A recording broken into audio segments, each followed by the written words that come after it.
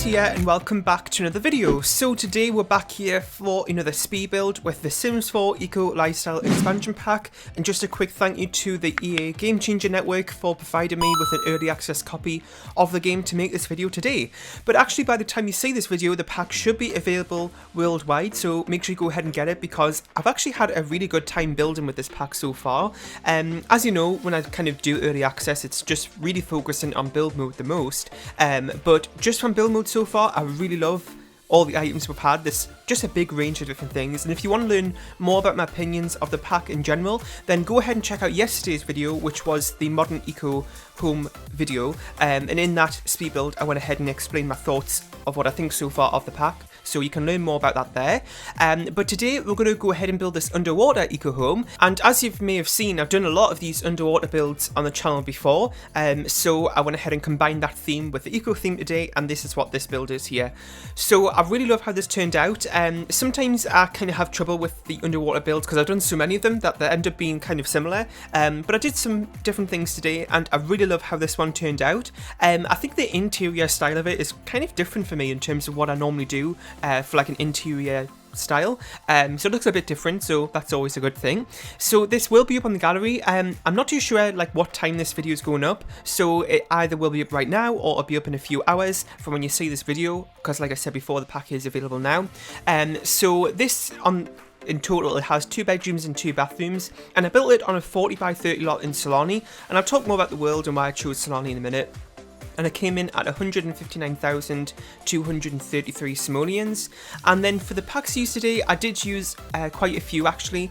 Not as many as I used in yesterday's build, but not just, you know, base game and eco lifestyle. I did use a few others in there. So if you go on the gallery and look at the pack list, and you can see, but there's things like, you know, Dine Out, I think, and also, what's the other one, Get Together, where I barely used any items from those packs. So the pack list might be big, but actually in total, there isn't that many items used from other packs. So, like I said about the world that I chose, I went with Solani here. This is actually on a grass lot, one of the 40 by 30 ones, and I was going to build this in Evergreen Harbour to begin with. Like, that was my first thought because, you know, this is a video about eco lifestyle after all, but when I went into that world there just wasn't really anywhere that I could fit an underwater build in, and I did actually have this problem yesterday as well with that modern build I did, and that still kind of seems a little bit out of place in Evergreen Harbour, and I actually heard a lot of people talk about how they had a lot of trouble with trying to kind of fit their style of build into this new world, so that was a little bit of an issue. So I decided on going with Solani for a couple of reasons. One, you know, there's a lot of water surrounding it, so it kind of fits in nicely doing an underwater build. I have done actually another underwater build on this lot before. I think it was the tiny home village, the underwater tiny home village. I think that was my last underwater build as well, and I did this on the same lot I believe, and I also thought with the conservation kind of aspect of island living, it kind of works well with doing an eco theme for this build in this world. So that's what I did. But you know, if you have a place in mind in Evergreen Harbour or another world that you want to place it, you can absolutely do that, but it's built on a 40 by 30 lot. So like I said, it has 2 bedrooms and 2 bathrooms. I didn't go for any particular style, like kids rooms or anything. I didn't really think kids rooms fit with this type of build, so they are kept fairly neutral, but I really do love how the bedrooms turned out, and like I was saying before, I do really love the interior style of this. I kind of used a lot of the new items as well. Like I said, I incorporated a few other packs, but mainly island. Well, yeah, I did use a bit of Island Living actually, as you can see here. I was supposed to say Eco Lifestyle, but I did use Island Living counters, as you can see, which I haven't used in a long time actually, because I do a lot of, you know, suburban builds and modern builds, so Island Living counters don't really fit in that well, but I think these kind of fit well with the theme of today's build and where we're building it, of course. And I am actually a little bit disappointed that we didn't get any new kitchen counters with this pack, because I think we are kind of overdue on getting some new ones. I find myself using the same ones in pretty much every single build. Today's an exception for that, of course, using Island Living, but I do think we do need some more kind of just kitchen items in general, so that would be nice in the next pack, please, Sims team. So I kind of did like a general open plan theme for this main part of the home here. I do this kind of a lot with underwater homes, as I have like a big glass roof over the main part of the home, and I kind of put the kitchen, the dining room and the living room all in that one space, and it didn't seem crammed or anything. I think it all sort of fit nicely into their own spaces. And I use things like this, well, actually this is a wall decoration, but I used it as a divider. When I actually first saw that item, I thought that would be really nice as a divider, like a wall divider, but it is actually a wall decoration, which is a little bit frustrating, but I didn't actually have too many issues there, because I had moved objects on. It made it really easy to put that on that orientation instead of against the wall like it should be, and it still worked perfectly fine, so I did do that there, and I think that was a really nice looking item actually. There's a lot of nice wall decorations in this pack in general. It's a bit of a shame that we didn't get any paintings with this pack, but because well, you may have heard me say this, but I pretty much say it in every single speed build, but I do really think we need some more paintings in the game, because I find myself using the same ones all the time.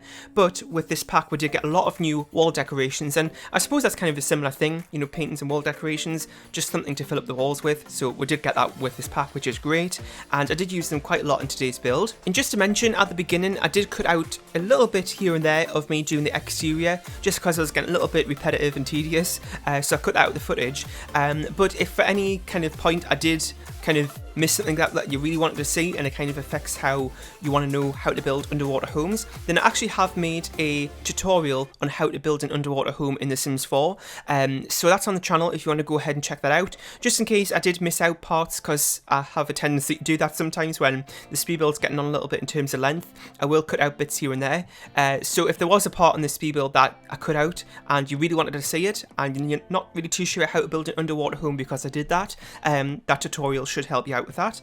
And yeah, so I went for like a really interesting mix of wall coverings in today's build. So I used quite a lot of the new kind of paneling style ones that we got with this new pack, as you can see in this room here, which is a study. And I also used like a brick wall as well, as you would have saw there in the main living space. I thought it was a little bit of a weird thing, and I didn't really know if it fit in that well with it being underwater, but I think the colour of it kind of worked out really well, and it's kind of a really interesting theme in terms of the interior finishing today. I'm not really too sure what you describe it as. It's kind of a bit of modern, sort of some traditional aspects in it, like with that bookshelf, it's kind of not that modern. And then you've also got some slight industrial themes as well, I would say. But if you have any other suggestions what this theme of this build could be, then let me know, because I'm not really too sure myself, to be honest. But this room right here is the master bedroom, and I really love this one, especially because of the windows that I used. So I used those new angled windows that we got with the pack, and I kind of put them on all corners of the walls, and I think it looks really great, especially when there's lots to look at, because I did use a lot of the debug rocks and coral reefs and things from Island Living, just to make things look a little bit more interesting when you're looking out the windows instead of just looking at a plain pool wall.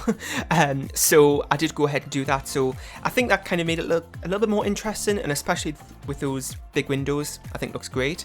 And then, as you would have saw on the exterior, I forgot to mention this, but I did use that little new gazebo item. I don't know what the name of it is, but you probably know what I'm talking about, that I did on the kind of ground floor, like on the actual sand, and I kind of put some just random different things in there for like eco-living themed. So I did use the new candle making station, I put a few planter boxes in there if you want to grow harvestables, and I used the new insect box as well, and a few other things. And then I also went ahead and put a few solar panels down in wind turbines, and I thought that was a little bit of a random thing, I wanted to include them with this build to make it more eco-friendly, but I wasn't too sure how well I could fit those in with this style of build, because it's just like a water lot really, because it's just a big swimming pool, and I didn't know how to put windmills within that, but I kind of used the landscaping to kind of make things blend in a bit better with those two things, and I'm really happy how it turned out in general. And actually the landscaping I do really love too. I did cut some of it out because it is fairly repetitive, but I do really think it fits well with Sony and just in general. And like I was saying before, I did use a few debug items here and there, because I try to keep my builds fairly simple, but every now and again it is kind of nice to use debug objects and kind of do things a little bit differently. I didn't go too crazy today though, so it's not that noticeable, but I did use a few debug items today. And then we're just working on the second bedroom there, as you saw. Again, it's neutral, so it doesn't really have any theme to it, but I'd be interested to know if you're going to use this build and what type of family will live here. Then make sure to let me know either on Twitter or in the comment section. And that's it for today's speed build. So I really hope you enjoyed. In the comment section down below, let me know what you thought of it. If you have any more suggestions for other builds that you want to see with Eco Lifestyle, or any other builds that you want to see on the channel next, then make sure to let me know about that. Leave a like, share and subscribe if you haven't, and this will be up in the gallery today. My origin ID is RealThomasTV1, and I'll see you all next time. Bye!